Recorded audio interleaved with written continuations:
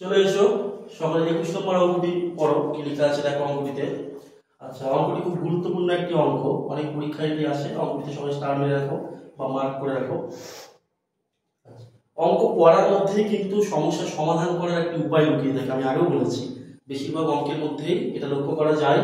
অঙ্কটি কিন্তু ভালোভাবে সকলে পড়বো একসঙ্গে। চলো। বন্যাত্রাণের সাহায্যের জন্য একটি বিদ্যালয়ে যতজন ছাত্র ছিল প্রত্যেকে তত সংখ্যক 25 পয়সা দেওয়া হয়। মান করবো, যতজন ছাত্র ছিল প্রত্যেকে তত সংখ্যক 25 পয়সা দেওয়া হয়। আচ্ছা, 25 পয়সাটা ছেড়ে দিলাম।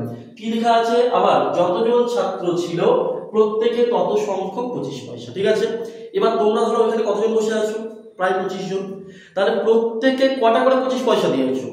25টা করে। ভালো করে, প্রত্যেকে 25টা করে 25 পয়সা দিয়েছো। এখানে মেন যে অঙ্কটাই ভুল সবাই করে থাকে সেটা হচ্ছে, আমরা জেনারেলি কি করি, ছাত্র সংখ্যা x জন ধরি, অর্থাৎ ছাত্র সংখ্যা এবং প্রত্যেকে তত সংখ্যক, মানে হচ্ছে x গুণ x equal to 400, x square 400, x equal to 20। এটা উত্তর সবাই করে চলে আসে এবং 20টি কিন্তু অপশনে আছে। এটি কিন্তু ভুল এবং এটা করলে কিন্তু উত্তরটা ভুল হবে। কেন ভুল হবে দেখো, ধরি একই রকম করেই আমরা ধরার চেষ্টা করি। ধরি ছাত্র সংখ্যা, কতজন? x জন ধরলাম। আগে বলছিলাম যতজন ছাত্র ছিল প্রত্যেকে তত সংখ্যক, তাহলে x John.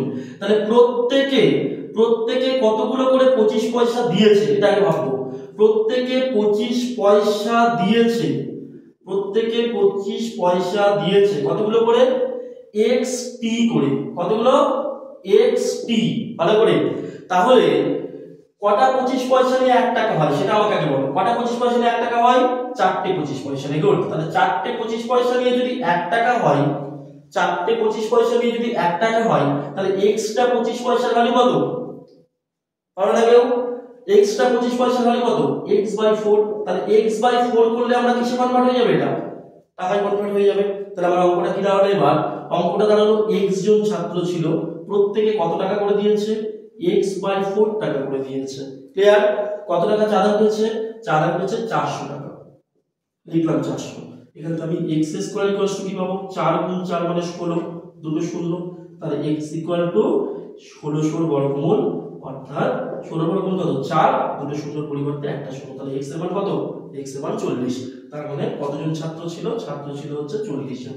Option number A correct.